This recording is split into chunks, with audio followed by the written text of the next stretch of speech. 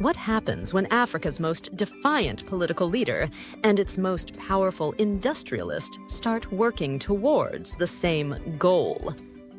You get a vision so audacious, it threatens to upend a century of economic dependency.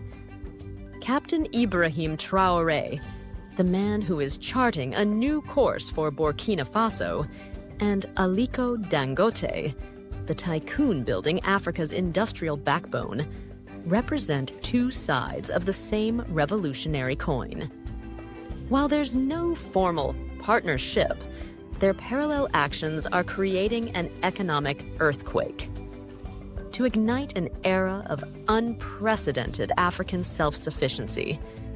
Stay with me, because what's unfolding is nothing short of an economic rebellion. In this video, we'll reveal the massive projects at the heart of this ideological alignment, and what it means for Africa's future, and how their separate efforts are combining to create a shockwave the world isn't ready for. For generations, the story of Africa has been a cruel paradox, a continent blessed with immeasurable wealth, yet home to some of the world's most impoverished people. This wasn't an accident, it was a design. A system built during the colonial era and perfected in the age of neo-colonialism. It's a system of extraction, plain and simple. Think about it. Gold, diamonds, cocoa, and crude oil are pulled from African soil, only to be shipped overseas in their raw form.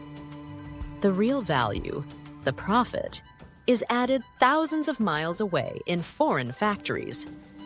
Africa exports its raw wealth and is then forced to import finished products at insane prices, often made from the very resources it sold for pennies on the dollar. For decades, Burkina Faso was a prime example of this tragedy. It ranked as one of Africa's top gold producers, yet saw almost none of the final profit. Much of its gold left the country unrefined, with the nation receiving a tiny fraction of its final value. Billions of dollars in wealth just gone. Nigeria faced a similar absurdity. As one of the world's largest oil producers, it was spending billions each year importing refined fuel. This economic model was engineered to keep African nations in a state of permanent dependency, forever tied to foreign aid, predatory loans, and the whims of international markets they don't control. It's a system designed to ensure Africa produces what it doesn't consume and consumes what it doesn't produce.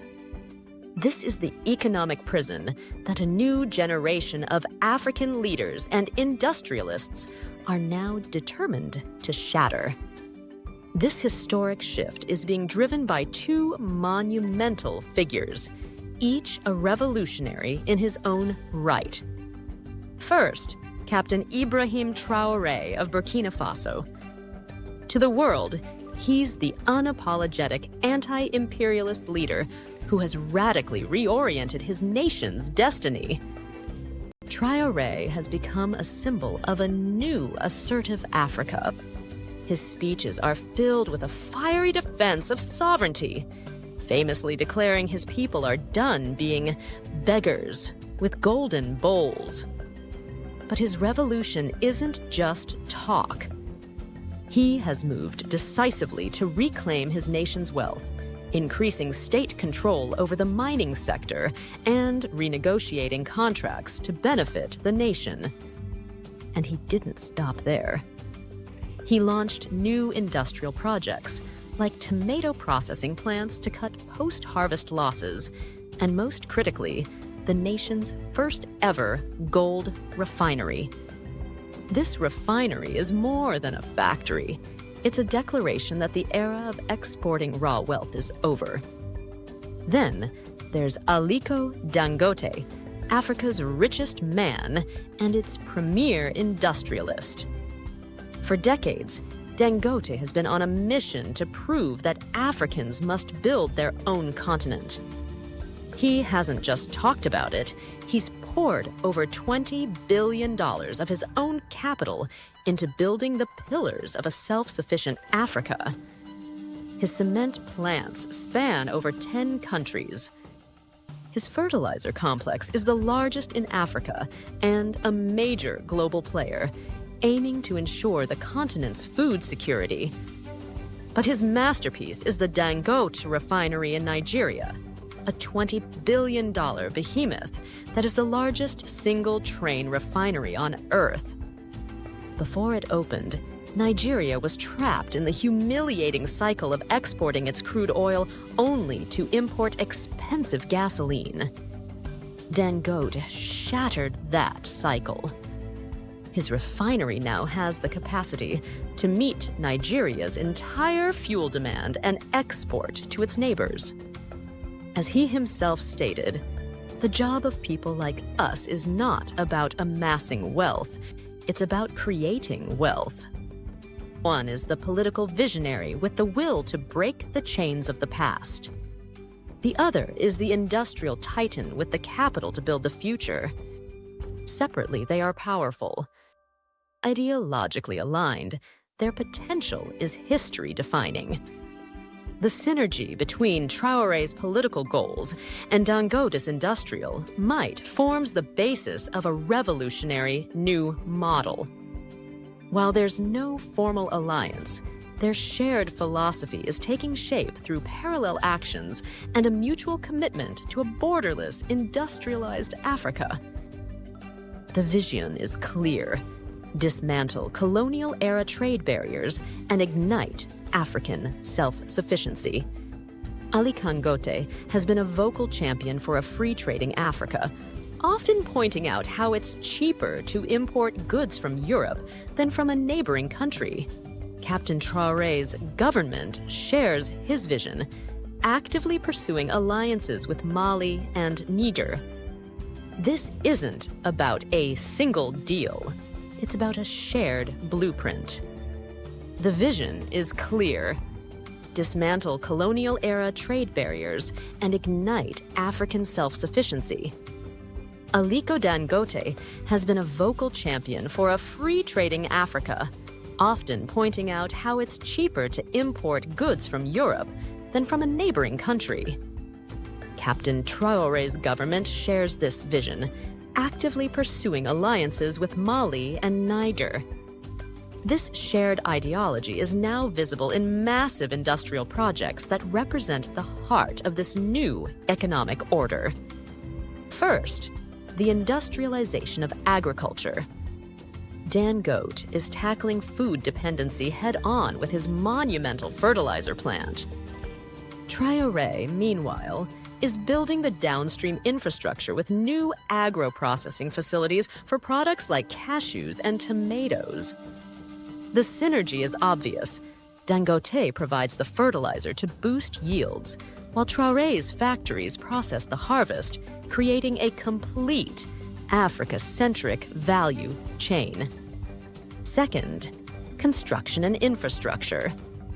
An industrial revolution is impossible without the ability to build. Dangote Cement is already the largest producer on the continent. In a parallel move, Captain Traoré recently inaugurated a new mega-cement factory in Burkina Faso. While this introduces competition, it aligns perfectly with the broader goal: ending the importation of essential materials. Whether the cement comes from a Dangote plant or a new Burkinabe factory, the victory is the same. It is African-made. Third is energy sovereignty. The Dangote refinery is the ultimate symbol of this pillar, with a capacity of over 610,000 barrels per day. It has single-handedly altered West Africa's energy landscape. Traoré's government mirrors this push for energy independence, investing in solar power and even signing an agreement with Russia to explore building a nuclear power plant, a long-term goal to position Burkina Faso as an energy exporter. The real secret here is integration. The goal isn't just to build factories within national borders, but to create a seamless industrial ecosystem. Dangote's vision relies on the African Continental Free Trade Area, AFCFTA, to create new trade routes. This is where Traoré's political will becomes so critical. By fostering political alliances and pushing for a borderless West Africa, leaders like Traoré are creating the stable, integrated market that industrialists like Dangote need to thrive. This is more than just economics. It is a movement. It's the physical manifestation of Pan-African ideals. If you believe in an Africa that builds its own future, an Africa free from dependency, type Africa Rising in the comments below. Let the world know that the continent is uniting.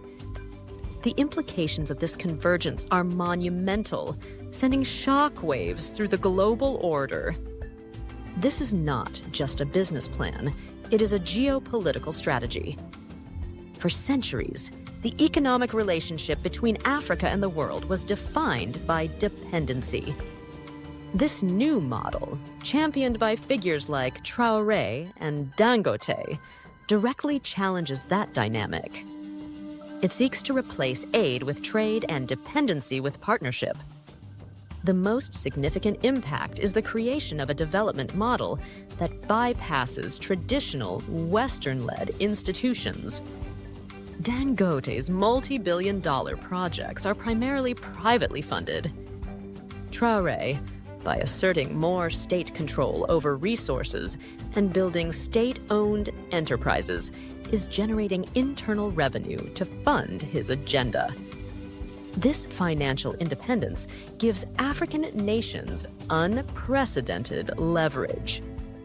They are no longer forced to accept policies that serve foreign interests. This shift is forcing the world to reevaluate its relationship with Africa. It's a transition from a dynamic of donors and recipients to one of equal partners. When a continent begins to refine its own gold, process its own food, and produce its own energy, it is no longer just a source of raw materials. It becomes a global competitor. The discussion around an African metals exchange, for instance, an idea that would allow Africans to set the price for their own resources, is a perfect example of this rebalancing of power. This is what some have called the Burkina effect, the ripple caused when one nation dares to question centuries of financial orthodoxy. The ultimate vision is a fully integrated, self-reliant Africa. A continent where a car made in Nigeria can be sold in Burkina Faso without tariffs. Where fertilizer from one nation can boost harvests in another. The parallel moves by Traoré and Dangote provide a blueprint. They demonstrate that when bold, sovereign-minded political leadership moves in tandem with visionary private capital, the possibilities are limitless. We are witnessing a pivotal moment.